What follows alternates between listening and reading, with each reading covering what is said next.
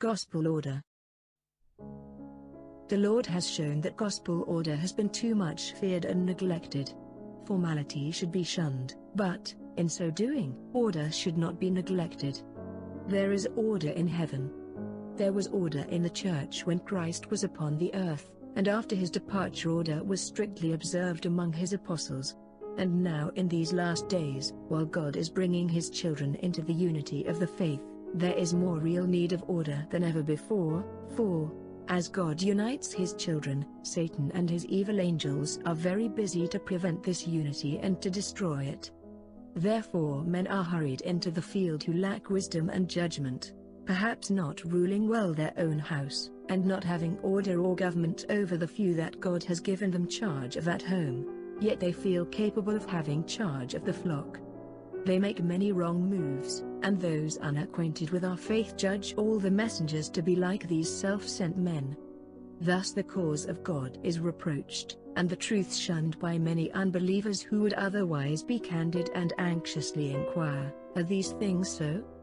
Men whose lives are not holy and who are unqualified to teach the present truth enter the field without being acknowledged by the church or the brethren generally, and confusion and disunion are the result. Some have a theory of the truth, and can present the argument, but lack spirituality, judgment, and experience. They fail in many things which it is very necessary for them to understand before they can teach the truth. Others have not the argument, but because a few brethren hear them pray well and give an exciting exhortation now and then, they are pressed into the field, to engage in a work for which God has not qualified them and for which they have not sufficient experience and judgment. Spiritual pride comes in, they are lifted up, and act under the deception of thinking that they are laborers. They do not know themselves. They lack sound judgment and patient reasoning, talk boastingly of themselves, and assert many things which they cannot prove from the word. God knows this. Therefore he does not call such to labor in these perilous times, and brethren should be careful not to push those out into the field whom he has not called. Those men who are not called of God are generally the very ones that are the most confident that they are so called and that their labors are very important. They go into the field and do not generally exert a good influence. Yet in some places they have a measure of success, and this leads them and others to think that they are surely called of God.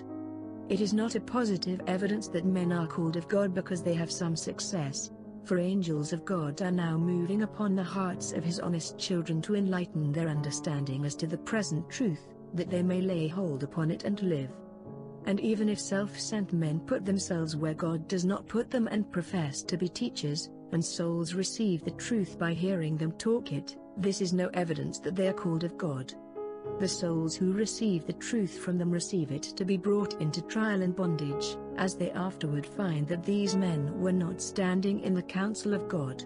Even if wicked men talk the truth, some may receive it, but it does not bring those who talked it into any more favor with God. Wicked men are wicked men still, and according to the deception they practiced upon those who were beloved of God, and according to the confusion brought into the church, so will be their punishment.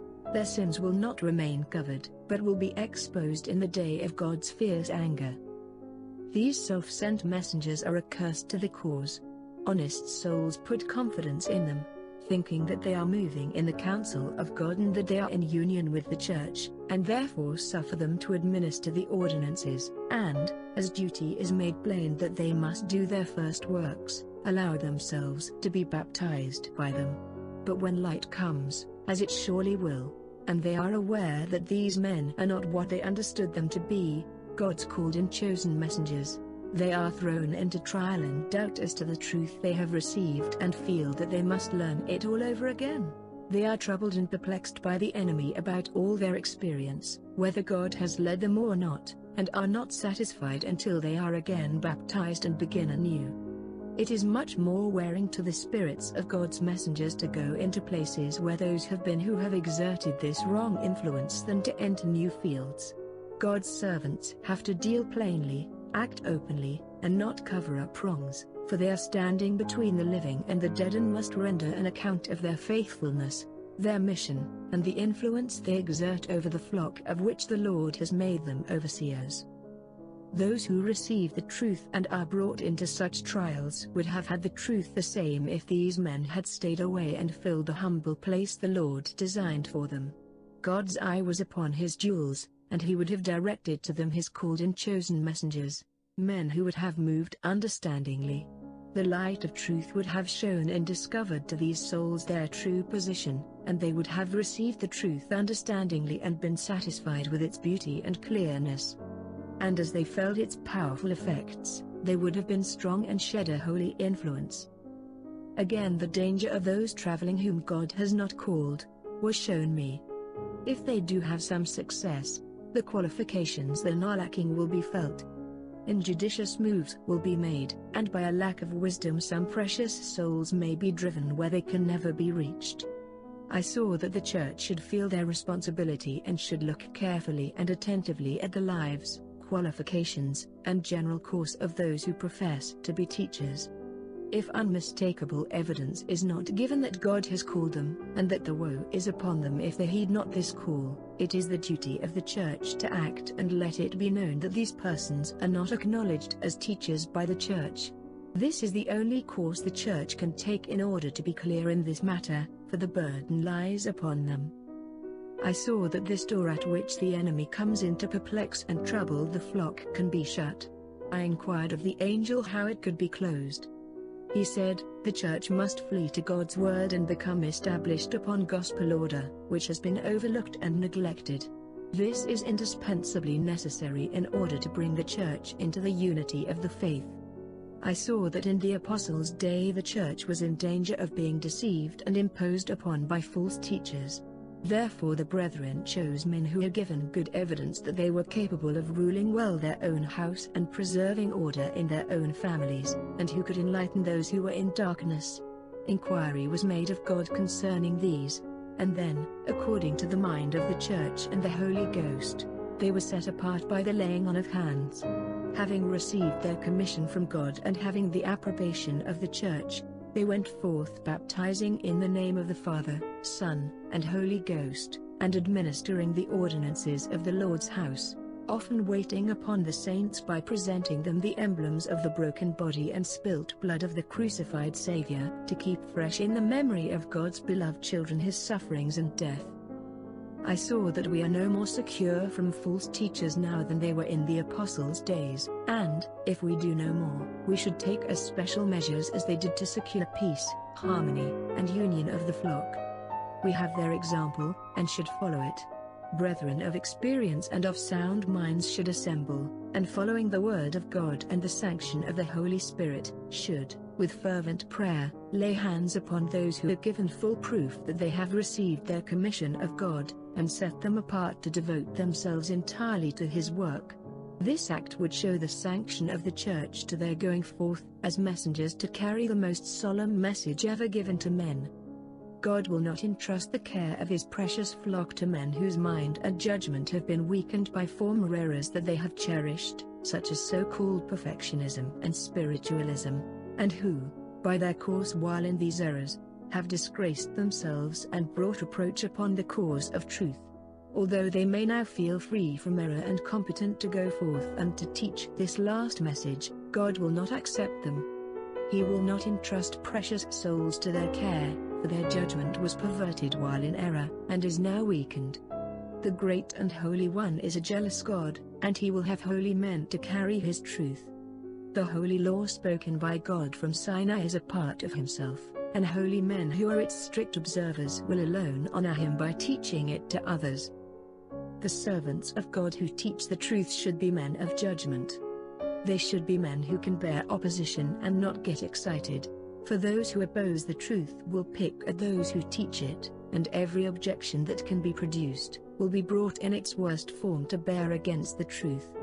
The servants of God who bear the message must be prepared to remove these objections, with calmness and meekness, by the light of truth.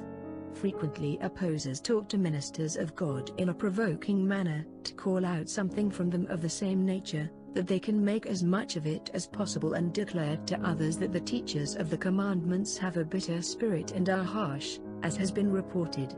I saw that we must be prepared for objections, and with patience, judgment, and meekness, let them have the weight they deserve, not throw them away or dispose of them by positive assertions, and then bear down upon the objector, and manifest a hard spirit toward him, but give the objections their weight. Then bring forth the light and the power of the truth, and let it outweigh and remove the errors. Thus a good impression will be made, and honest opposers will acknowledge that they have been deceived and that the commandment keepers are not what they have been represented to be.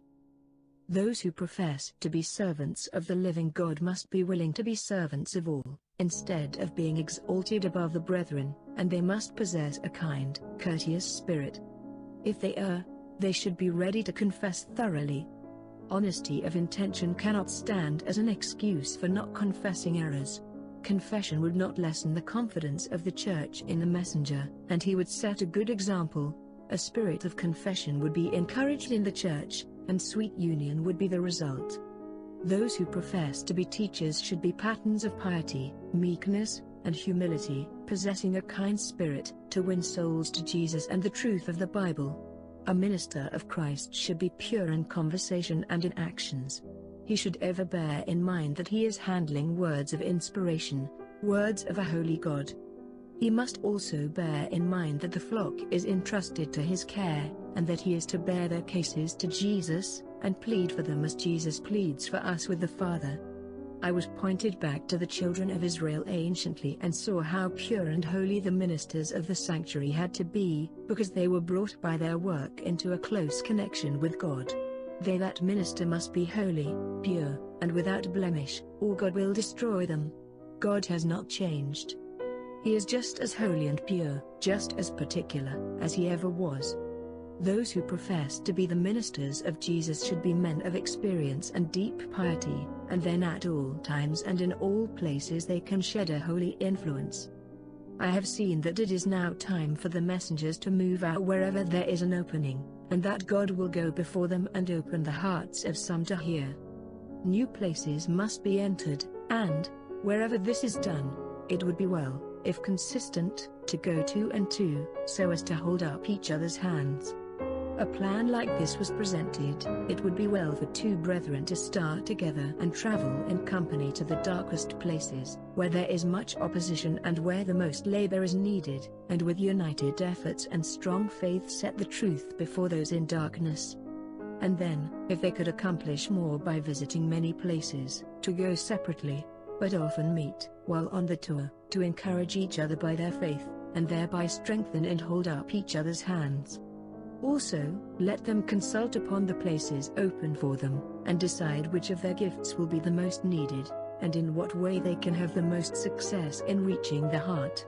Then as they separate again, their courage and energy will be renewed to meet the opposition and darkness and to labor with feeling hearts to save perishing souls. I saw that the servants of God should not go over and over the same field of labor, but should be searching out souls in new places. Those who are already established in the truth should not demand so much of their labor, for they ought to be able to stand alone, and strengthen others about them, while the messengers of God visit the dark and lonely places, setting the truth before those who are not now enlightened as to the present truth. Early Writings, page 97 to 104.